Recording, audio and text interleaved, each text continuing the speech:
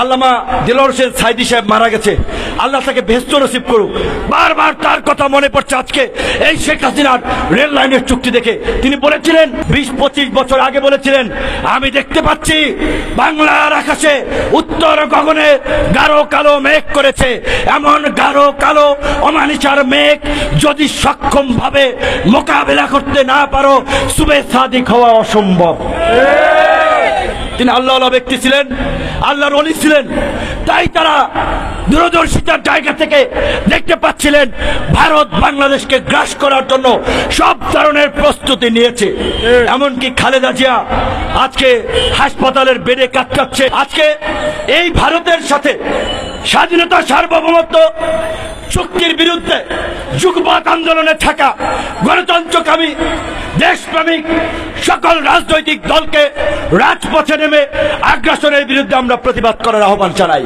শেখ হাসিনা সরকারকেও স্পষ্টভাবে বলে দিতে চাই, এতদিন যা করেছেন, বাংলাদেশের বুকের মধ্যে দিয়ে ভারতীয় রেল লাইন যাবে না। আজকে দুর্নীতি নিয়ে ব্যাপক আলোচনা হচ্ছে, মানে দুর্নীতি লুটপাটের একটা মহামারী চলছে, সংসদে আলোচনা হচ্ছে। এখন সংসদের আলোচনা শুনে আপনি কি বলবেন? গ্রামে বলে জাঞ্জুরে কয় শুয়ের গোয়া টেরা, মানে শুয়ের পেছনে একটা ছোট ছিদ্র থাকে, আর যে মুড়ি বাজে যে বালু যে আপনার ঝাঁঝর যেটা বলে, ওইটা তো পুরোটাই একেবারে ছিদ্র। তো ওই ঝাঁঝর নাকি শুইকে বলে যে তোমার পেছনে একটা স্যাদা আছে, ছিদ্র আছে।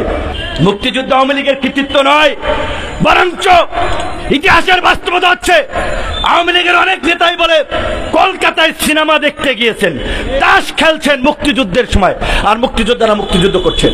এমনকি যখন মুক্তিযুদ্ধের সময় পাকিস্তানি হানাদার বাহিনী সারেন্ডার করে বাংলাদেশের সশস্ত্র বাহিনীর সর্বাধিনায়ক এমএজ ওসমানী যখন হেলিকপ্টারে করে ওই আপনার সারেন্ডার সমাবেশে উপস্থিত হতে চেয়েছিল, তখন তার হেলিকপ্টারে গুলি করা হয়েছিল।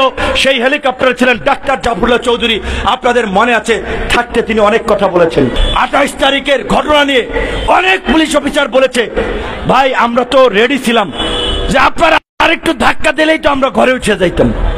পুলিশের তো কাজ নাই শেখ হাসিনার জন্য গুলি খাবে, রক্ত দিবে, ভারতের জন্য দালালি করবে। কারণ এই পুলিশের বেতন দেয় এই দেশের জনগণ, এই আর্মির বেতন দেয় এই দেশের জনগণ।